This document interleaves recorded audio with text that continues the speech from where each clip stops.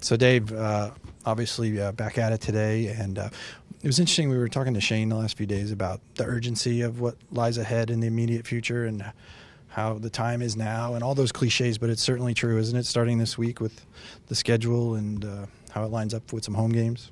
Let's start tomorrow against Vancouver and start there.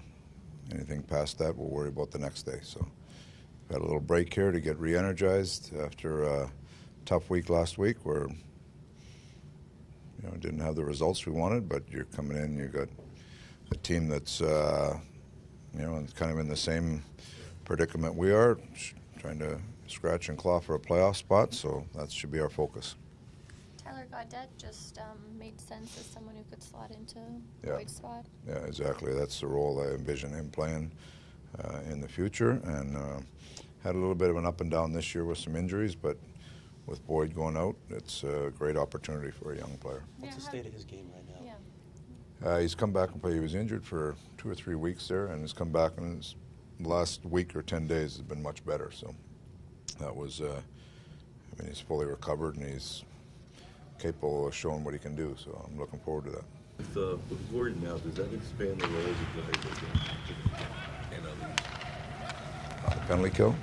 Well, somebody's going to have to take those minutes on the penalty kill. I mean, Martinuk he'll still get lots of minutes on the penalty kill, but somebody's going to have to come in and take some of that. I'd like to get Gaudette involved in that. That's a big part of his game down there. And, the good thing about Gaudette is John Slaney ran the penalty kill down there. There's a lot of our same structure that comes from last year, from John coming up, so he'll be very familiar with things. So it'll give an opportunity to him to be successful. Are you any closer to solving the PK issue?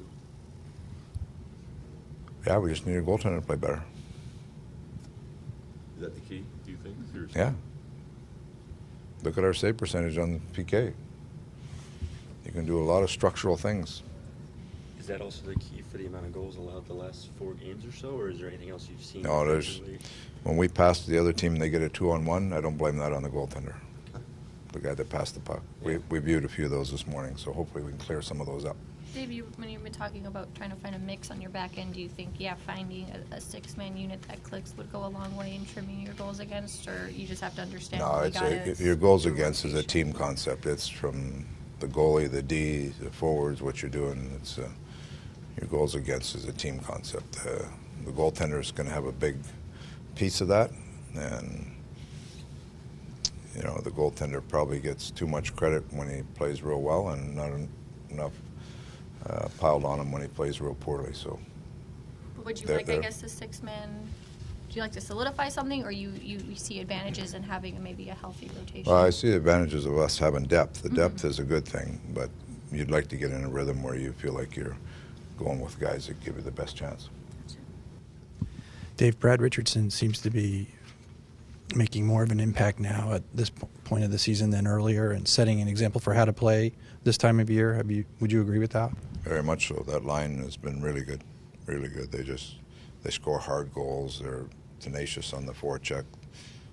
They're hard to play against. They're the kind of, that's how you have to play this time of year to be successful, and so they're leading the way that way.